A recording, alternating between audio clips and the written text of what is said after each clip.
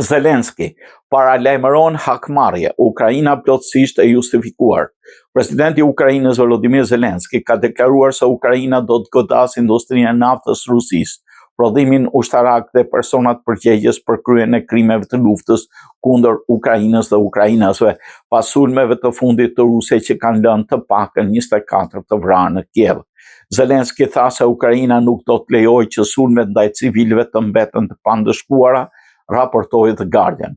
Ukraina nuk do të lejojë që asnjë nga sulmet e agresorit që marrin jetën e njerëzve tanë të mbetet e pandëshkuar. Ne jemi plotësisht justifikuar në përgjigjet tona ndaj industrisë së naftës së Rusisë, prodhimit ushtarak dhe atyre që janë drejt për drejt përgjegjës për kryen e krimeve të luftës kundër Ukrainës dhe ukrainasve, tha ai.